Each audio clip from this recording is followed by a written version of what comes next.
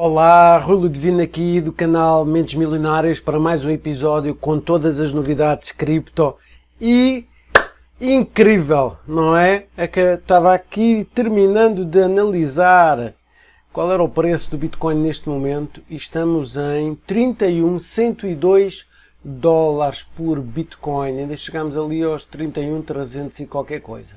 E porquê? Se pergunta você. Sobre isso e muito mais, é isso que vamos falar hoje. Então, vamos lá passar aqui para a apresentação. E, olhando aqui para este gráfico do Bitcoin, só para terem uma ideia, eu não sou muito de andar a analisar os gráficos e de partilhar isto aqui no canal. Não é esse o meu objetivo para este canal. E também não é uma coisa que eu me dedico muito.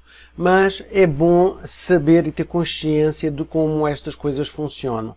Como eu tenho falado ao longo dos meses, nós temos uma resistência aqui brutal nos 30 mil, tá? 31, 30 mil, é mais nos 30 mil.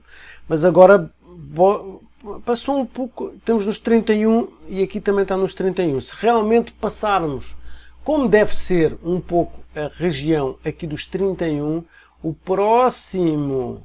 a próxima resistência será nos 36 e qualquer coisa, mais de 36, poderá ir até os 37,5.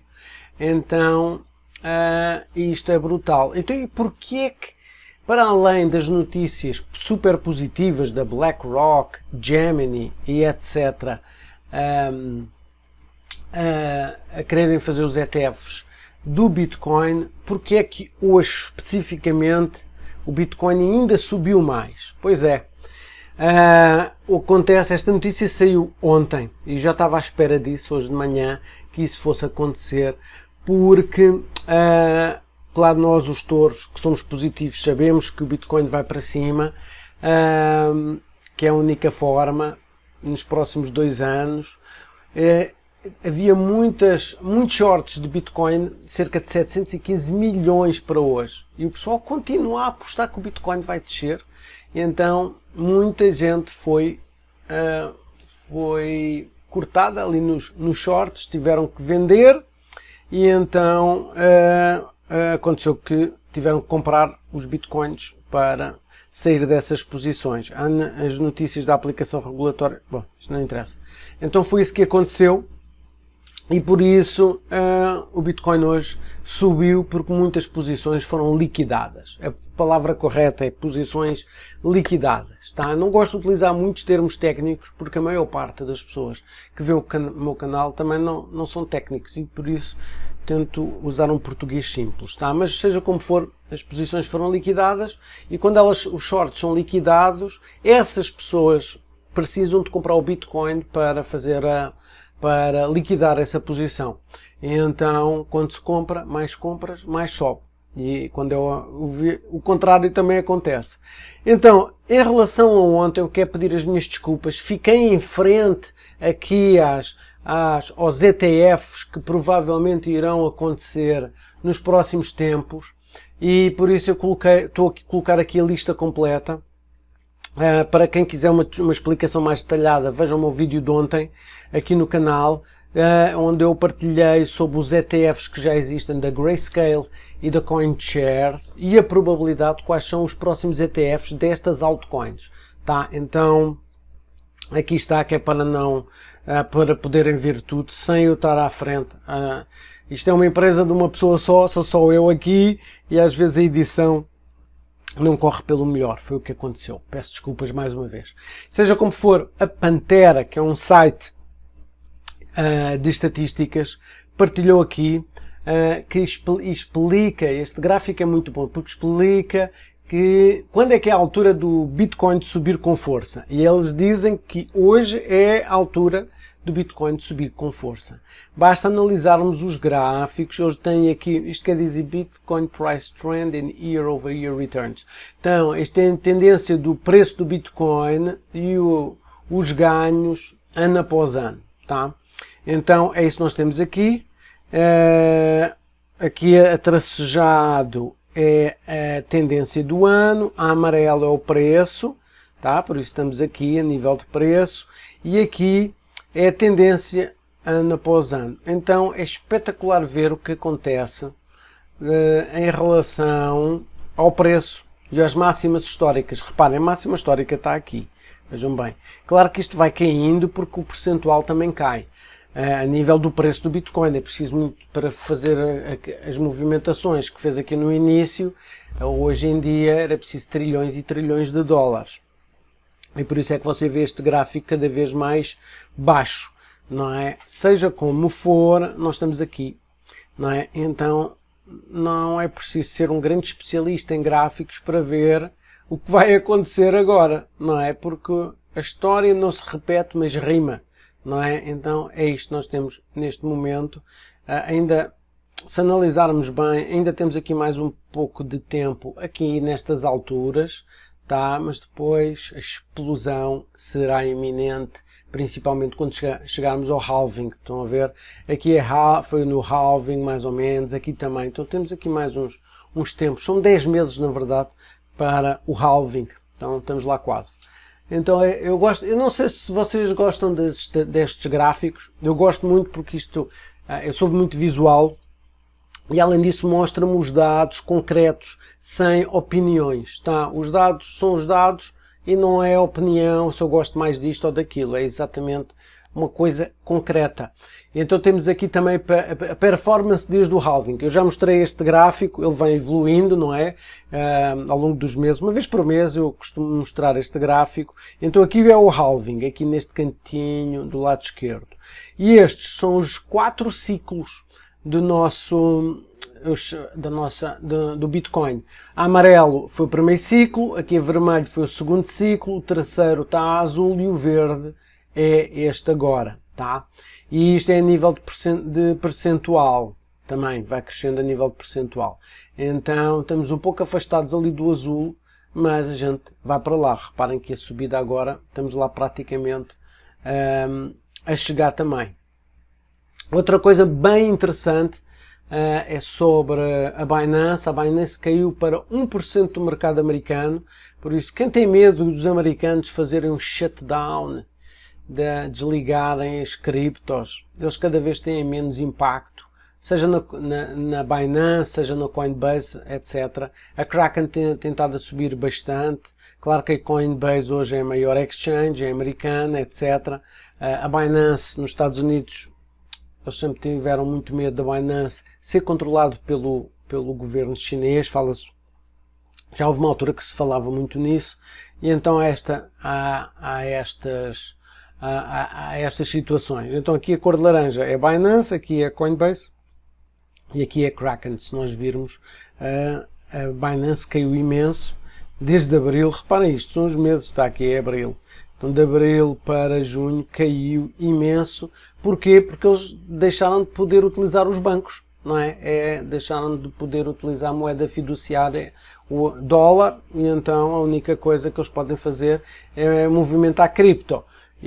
Ou seja, para você ter cripto na Binance US dos Estados Unidos, você precisa, por exemplo, compra na Coinbase e depois manda para a Binance. E o que acontece é que as pessoas acabam por não o fazer, né? Acabam por não o fazer e acabam por utilizar outras exchanges. Na verdade é o que acontece comigo. Eu trabalho com a Binance, também trabalho com a Coinbase, mas, por exemplo, eu não consigo usar o meu cartão de crédito português, não vou dizer qual é o banco, para carregar dinheiro na Coinbase. Preciso fazer uma transferência bancária da Coinbase e depois mandar cripto para a Binance. Muitas vezes é assim que eu faço, outras vezes não, mas muitas vezes é isso que eu faço, o que não tem muita lógica, não é? É mais barato por transferência do que utilizar o cartão, tem muitas taxas. Depende da quantidade de dinheiro que eu vou investir, então faço de uma maneira ou de outra. Então é o que nós temos aqui. Bom, seguindo em frente, agora disse a BlackRock realmente fez uma revolução. Alguém tinha que ser aquela primeira empresa para tomar a decisão. não é? Já a Grayscale tinha tomado, mas não tinha sido um impacto como está a ser, porque realmente a BlackRock é uma empresa mundial, é a maior empresa, são 10 trilhões de dólares que eles têm como investimentos, e então realmente fez com, e tem muita influência, não é? Tem muita influência no mundo inteiro, não é só nos Estados Unidos. Mas, porque eles são praticamente donos de todas as empresas, não é? A nível da bolsa. E então,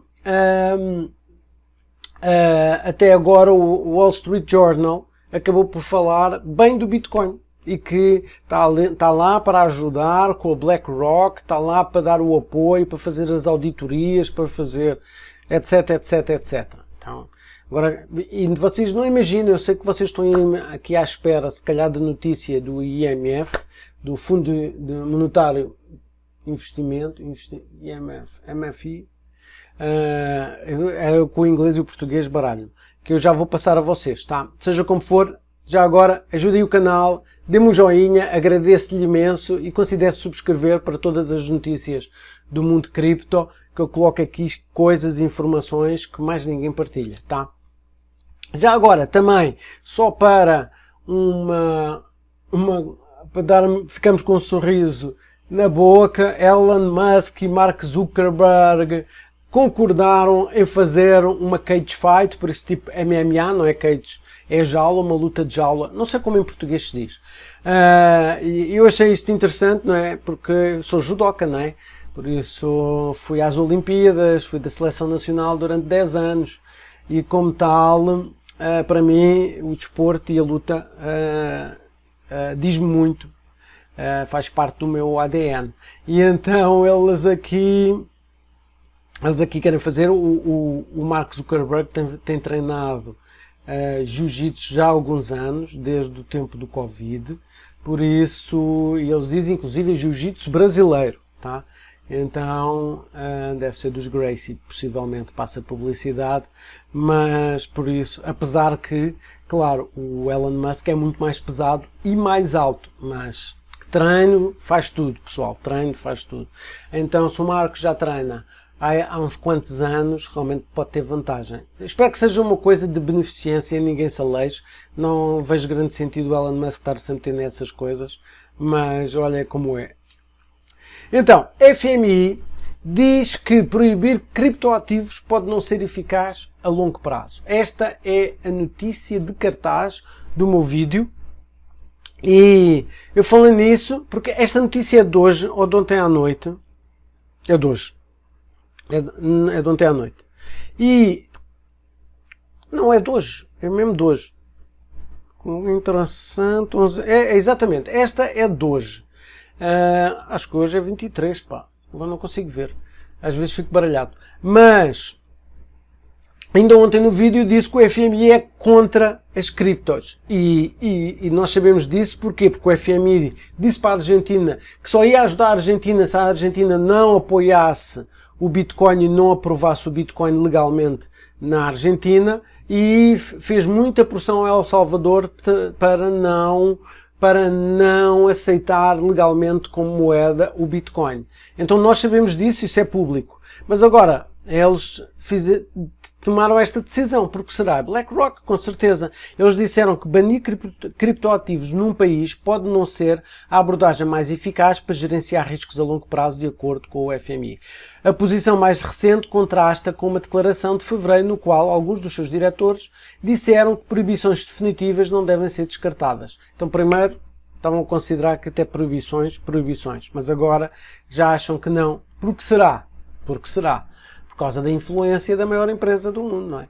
A proibição de criptoativos pode não ser uma abordagem eficaz para os países gerenciarem o risco a longo prazo, embora alguns países tenham banido completamente os criptoativos devido aos seus riscos. Devido aos seus riscos para quem? Se calhar para eles próprios, estão lá no governo, não sei quem são os países. Essa abordagem pode não ser eficaz a longo prazo, disse a Organização Financeira Mundial em um post discutindo o interesse em que moedas digitais de bancos centrais na América Latina e no Caribe. Em vez disso, o FMI disse que a região se deve concentrar em abordar impulsionadores da demanda por cripto, incluindo as necessidades de pagamentos digitais não atendidas dos cidadãos e em melhorar a transparência registrando as transações de criptoativos nas estatísticas nacionais. Inacreditável. Estão a ver como o dinheiro domina tudo. Tá? Bastou BlackRock agora estar focada em grande nos criptoativos para eles mudarem a opinião de um momento para o outro, praticamente do dia para a noite. Tá? Então esta posição contrasta com os comentários da FMI e da posição ao longo dos anos no comunicado relacionado, pronto, que eu já falei nisto, em que mesmo naquela altura eles diziam que proibições estritas das criptoativas não eram a melhor opção. Seja como for, já agora, aqui é uma notícia aqui para a América Latina e o Caribe lideram a adoção de ativos digitais. Não é verdade que eu mostrei os dados no outro dia. Sim, há muitos países do desenvolvimento que são os países que mais abraçam os criptos, mas não estão no topo, tá? Não está a nível percentual o Brasil, a Argentina, a Colômbia e o Equador não estão no topo. Que eu partilhei com vocês o top 30 dos países com mais adoção de criptoativos, mas está alto. Inclusive o Brasil nem sequer tem evoluído tanto de ano para ano, que eu dei uma evolução de 4 anos, como outros países têm feito, como a Nigéria, por exemplo, e alguns países africanos. Seja como for, o El Salvador chegou às manchetes em 2021, dando ao Bitcoin o status de curso legal. Tá? Então, aqui realmente o El Salvador, aquele presidente tem feito coisas inacreditáveis. Ainda ontem estava falando, se calhar eu e a minha mulher podíamos mudar para lá. Porque o crime lá caiu tipo 90%. Outros países da região estão fazendo progressos significativos na introdução dos CBDCs para aumentar a inclusão financeira ou reduzir os custos de pagamentos internacionais. Então, os CBDCs. Será que o Brasil já tem um CBDC? Eu, quando ouvi falar no Pix a primeira vez, foi logo o que eu disse. O Pix é um CBDC ainda não tão programável, mas é um CBDC. A maior parte das pessoas não imaginam que o governo pode saber sobre as vossas transações com Pix, tá? Então, CBDCs já estão aqui. O Brasil está bem avançado nisso. E também temos aqui uma notícia espetacular de JP Morgan iniciar pagamentos em euro utilizando uma blockchain deles para empresas, tá? Então eles já processaram 300 bilhões de dólares desde o lançamento da blockchain deles com a moeda deles. Eles têm a própria moeda e como tal, já estão a ver, não é? E a JP Morgan, digo-vos, houve aí um ano, 2017, 2018, que todas as semanas havia notícias deles a atacarem as criptomoedas, a tecnologia, blockchain, tudo. E agora, reparem bem, eles têm a própria blockchain e têm o próprio token, tá? Para a blockchain. Será que eles já falaram com a SEC e registaram o token como um título lá? Se calhar não, por isso é que eles só estão na Europa, porque a lei na Europa está bem mais definida, tá?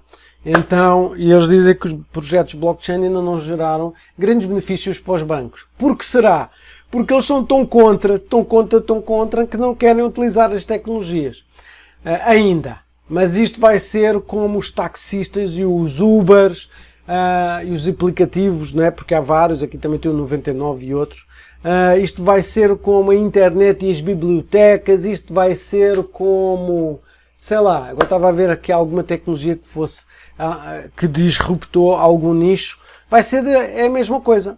E por isso, vai ser como, olha, a Blockbuster, que fechou contra a Netflix, por exemplo, não é? Que as pessoas lutam e não abrem os braços para as novas coisas com o medo do seu monopólio ser destruído.